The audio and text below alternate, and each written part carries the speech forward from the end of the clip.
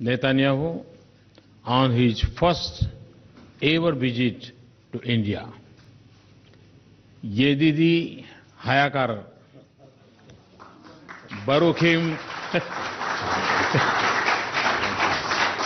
Baruchim Havayam Le Hod.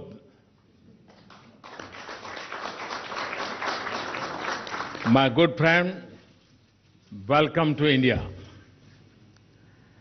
Your visit, Prime Minister, is a long anticipated moment in the journey of friendship between India and Israel.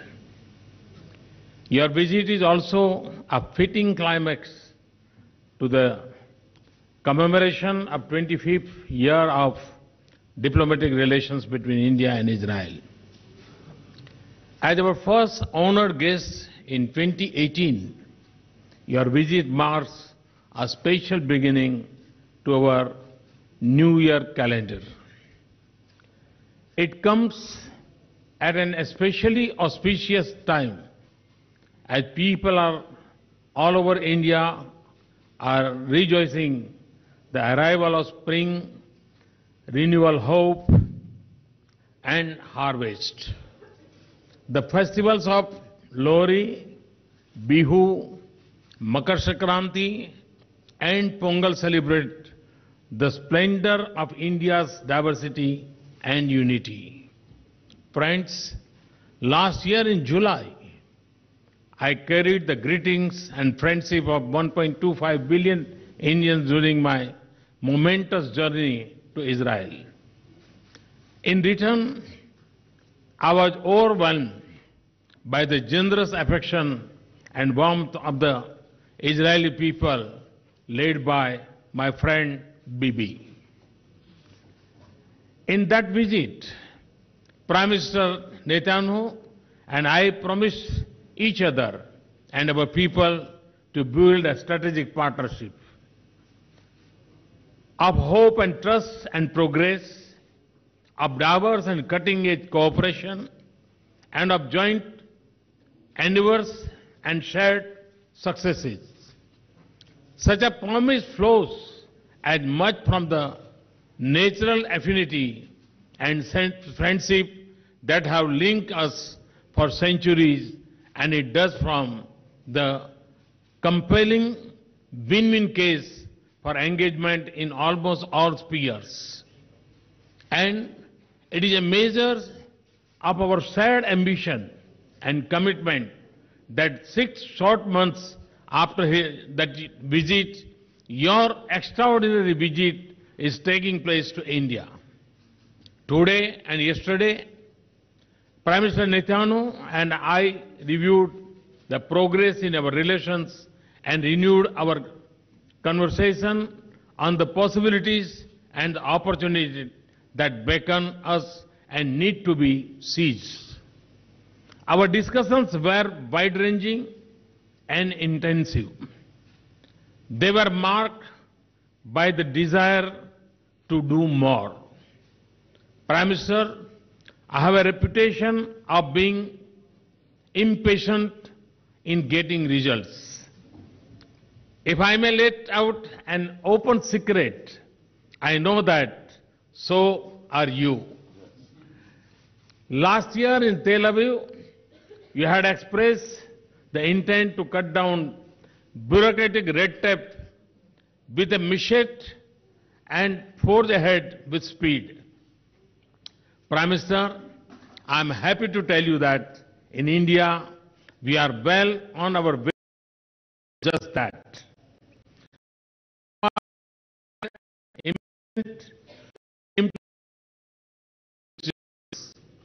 The results are already visible on the ground. Our discussions today, convergence, engagement, we will first, the existing pillars of in areas the land, agriculture and technology, security. On scale The Center of Excellence have been a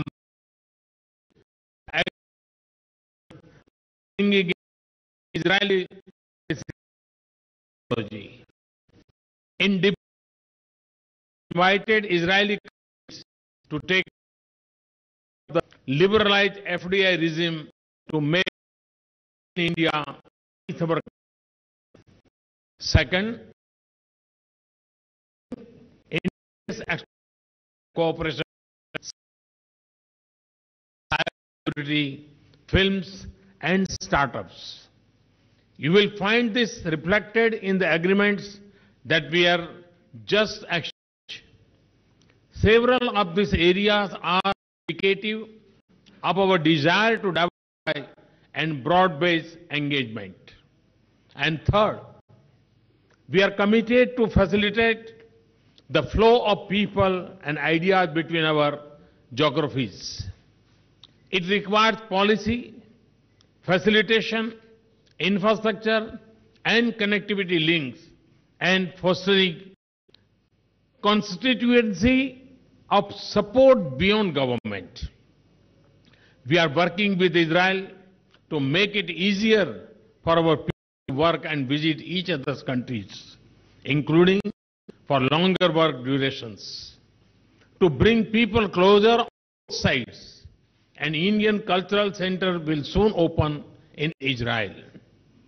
We have also decided to start an annual exchange of bilateral visits by 100 young people from science-related educational streams.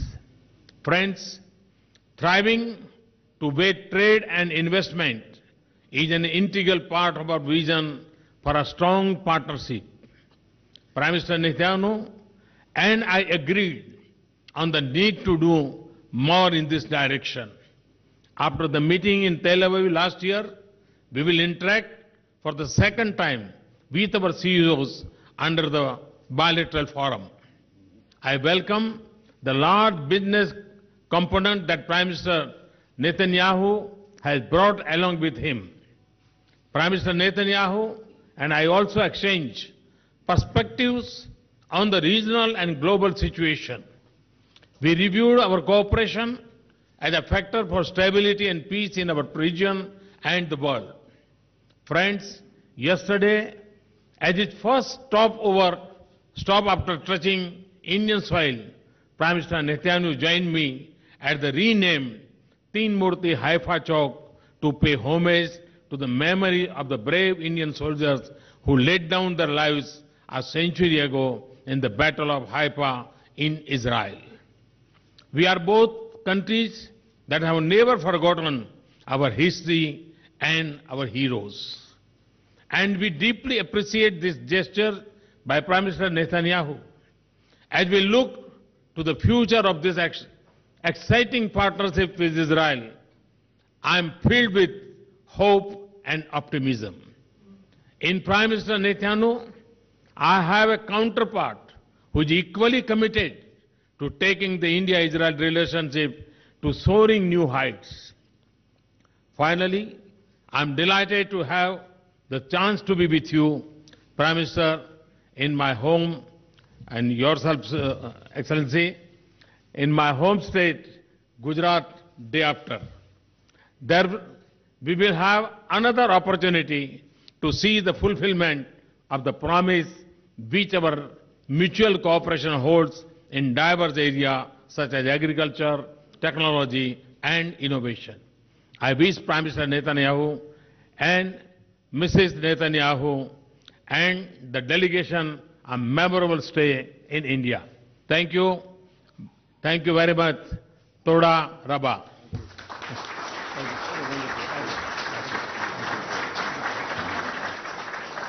Thank you, sir. May I now request the Prime Minister of Israel to deliver his remarks to the media. Thank you, my friend, Prime Minister Modi, Narendra. Thank you for your exceptional friendship and hospitality that you showed me, my wife, our delegation. I was deeply moved today in the celebration, at the ceremony. It was an expression not only of the honor you showed me, but the honor you show the people of Israel and the State of Israel. You are a revolutionary leader, in the best sense of the word revolution. You are revolutionizing India. You're catapulting this magnificent state into the future, and you have revolutionized the relationship between Israel and India. I'm the son of a historian. Our peoples have had thousands of years of history.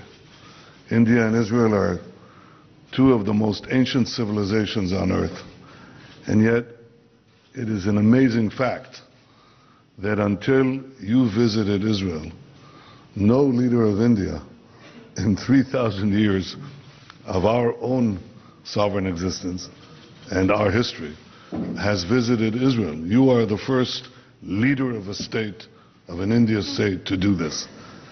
So it was a groundbreaking visit.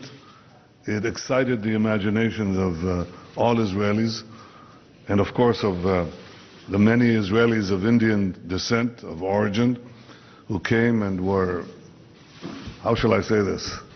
Well, I thought I was in a rock concert, but it was a historic event as well. We are ushering today a new era in our relations. We've had diplomatic relations for 25 years, but something different is happening now because of your leadership and because of our partnership. There are three things that bind our countries together. The first is that we have an ancient past. The second is that we have a vibrant present. And the third is that we are seizing together a promising future. We are proud of our past, our rich histories, our people's contributions to human civilization, in language and literature, in mathematics and medicine, in philosophy and faith. The greatest texts that human beings produced are in Sanskrit and in Hebrew. None greater and none more enduring. And we never forget this. More recently, you mentioned just a century ago, brave Indian soldiers played a vital role in the liberation of the State of Israel and the land of Israel. This led to our independence. And yesterday I was again deeply moved as we paid tribute to these brave Indian fighters and commanders who gave their lives in that historic fight. We honor their memory as you mark today Indian Army Day.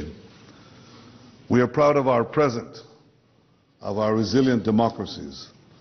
Our people are free to say what they want, do what they want, believe what they want.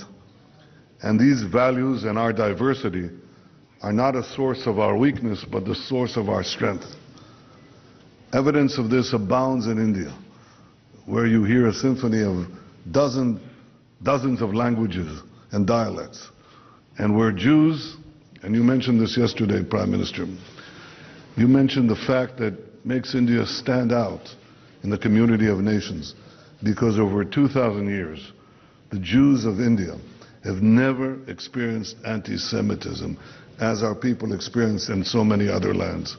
This is a tribute to your civilization, to your tolerance, to your humanity. Israelis and Indians are bound by the kinship of free peoples, but I believe that democracy cannot be taken for granted. Despite the doubts, despite the challenges, India and Israel are living proof, not only that democracy works, but they demonstrate something deeper, the intrinsic value of freedom, which I believe is the intrinsic value of life. Citizens thrive. Ultimately, it is the free citizens who thrive because they are free and when they are free. Finally, we are proud that we are seizing the future so we can make a better life for our peoples and for others around the world. Our commitment to do so is reflected in the manifold agreements that we signed today, in cyber and aviation and energy, even in cinema. My wife and I are very happy that we're going to Bollywood. We like to see it firsthand. and so many other areas. Israel is a fountainhead of innovation. It's a global force of technology. India abounds with creativity, with ingenuity, with scientists, with mathematicians. And I think that when we join our respective talents together, we can achieve tremendous things for our people. We can actually achieve, you say we want more. Prime Minister Modi and I are the same. We want more for our people. We want it now. We want it yesterday. But one of the things that Israel brings to this world of innovation is that we achieve more with less. More crops with less water. More energy with less expenditure of money. More with less. We want more, a lot more, and we can do that even more productively by cooperating. When you and I walked shoeless along the Mediterranean shore, we drank seawater that was purified before our eyes, using technology that will save untold lives.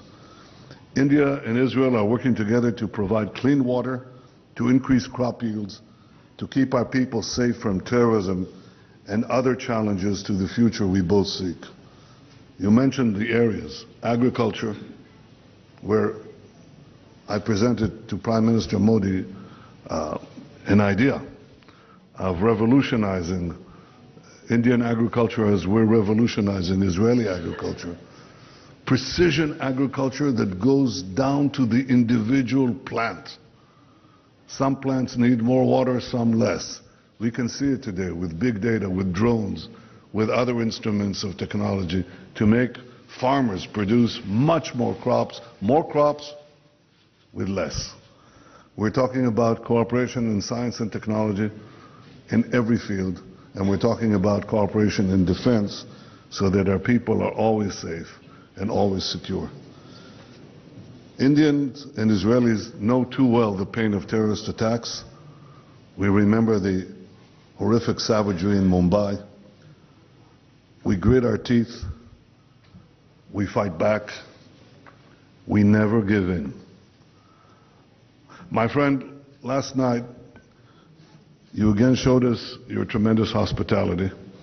And when you hosted Sarah and me at your home so graciously, it was brilliantly lit, illuminated by the national colors of India and Israel. And I thought at that moment about your honesty, your passion, your vision, your commitment. And it fills me with hope that this new era of India-Israel relations will bring unprecedented benefits to India, to Israel, to all humanity. And finally, and this is perhaps the most important statement that I can make here, my friend Narendra, anytime you want to do a yoga class with me, it's a big stretch, but I'll be there. Trust me. Thank you very, very much. Thank you, my friend.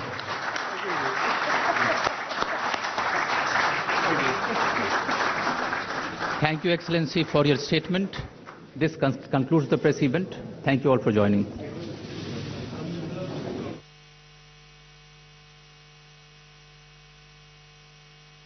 तस्वीरें Hyderabad house से, जहां दोनों ही मुल्कों के बीच जो कुछ agreement